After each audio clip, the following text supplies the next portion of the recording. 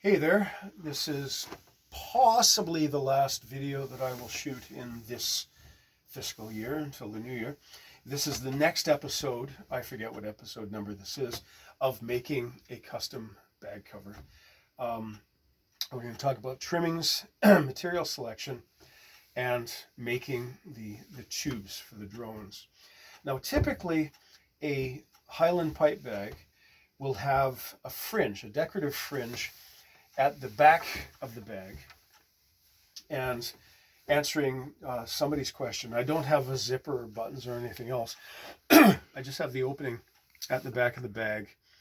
And when the thing is finished, I'll show you how I mount it on the pipes and such. But so a fringe at the back of the bag, again at the neck of the bag, and the fringe for each of the, for want of a better word, we're going to call the stock tubes to cover the stalks. The problem with this stuff is if you are contracting to a pipe band or to a regiment that has their own particular idea of what it's going to be, that the supply, it can be problematic. This is about right, pardon me, for the Seaforth Highlanders. It's about a Lovick green. And I was lucky to get that when I went down to the local shop. But when I went down most recently, which is still a couple of years ago now, the closest thing I could find is this, and you can see it's got a bit of a metallic element to it. So this may be a problem because if you are making for a customer and it matters to them, they may reject the replacement that's available. So the options that we have, if we look at other bagpipe traditions, a Northumbrian pipe with a very, very long fringe, quite dramatically long fringe, another old pipe bag, which I'm not sure, this came off a set, which had been owned by a Cameron Highlander, but I'm ignorant to their dress regulations, so I'm not sure if this is theirs or not. And this one's velvet. But again, it all comes down to the supply, right? I'm going to come back to material selection for the bag itself. But in the absence of a guaranteed supply, perhaps the thing to do is make something ourselves, come up with our own solution, which we can then control for as long as it's a factor, as it matters to us. So for each of these tubes, and also for the back of the bag, our options are to use the selvage edge from the edge of the cloth by itself, alternately a ripped edge, which is a straight line, straighter than you can probably do with scissors, and then just a bit of a fringe teased out of it.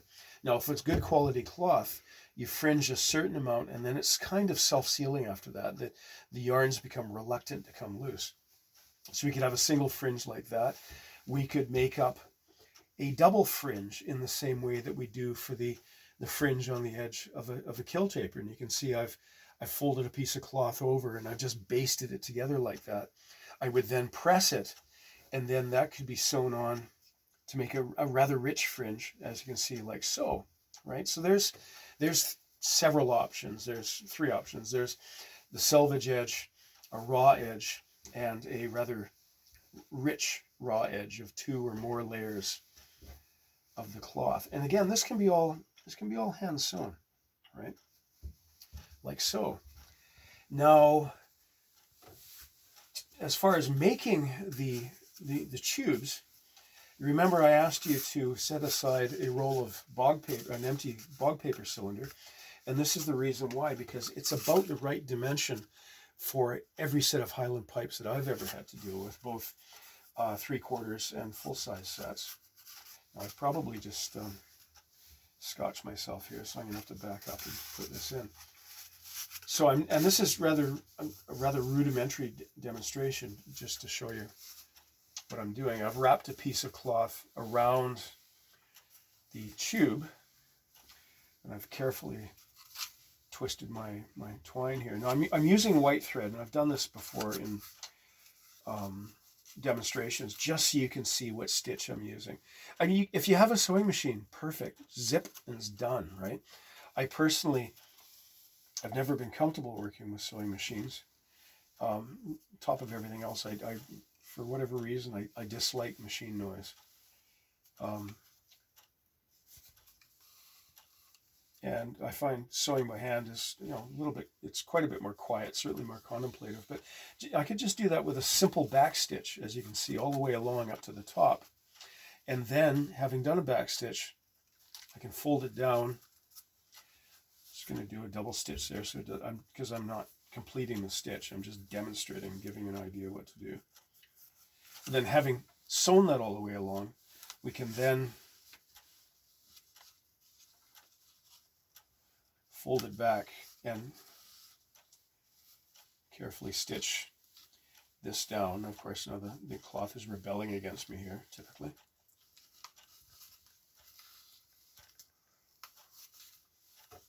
Well, that's a bit quick and dirty to get the idea, and then I can give that a press with an iron. So I wind up with a tube, because of course, after I've sewn it like that, and I've folded it back on both sides,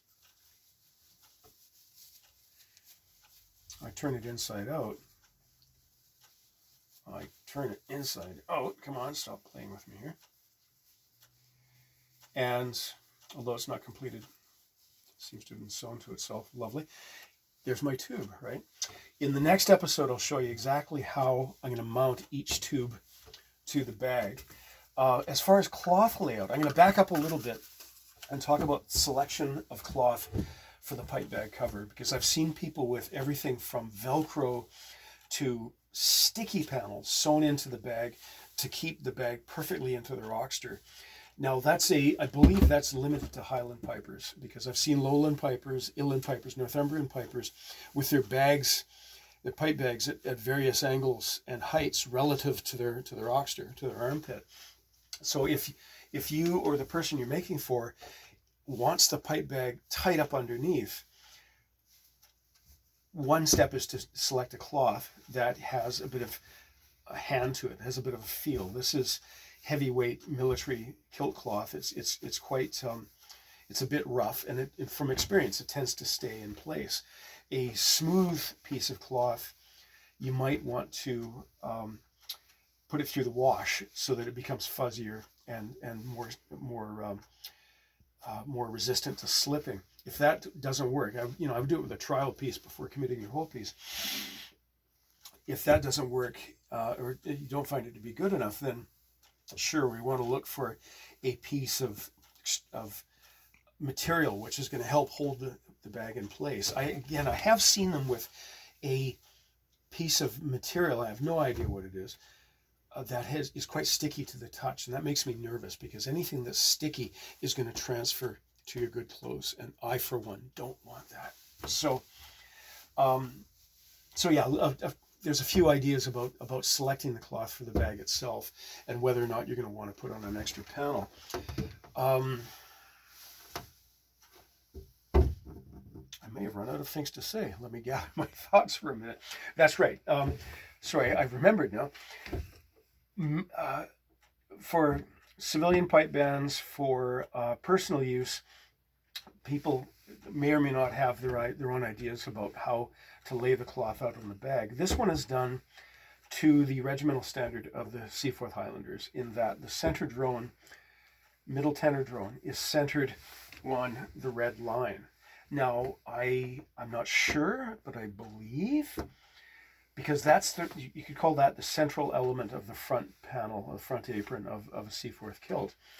I believe that might be something of a constant throughout the regiments. So whatever the center line is on the kilt and the front apron becomes the center line at the top of the bag, and where that same element of the tartan crosses is where you put the where you put the middle drone. Now that's all dependent on having the cloth to waste to do it, because this is a big pattern, and you're gonna have waste as you cut from the big piece. So that may or may not be an issue, and may or may not be possible, or financially or otherwise, but that's what we've been doing in the past. So there we are.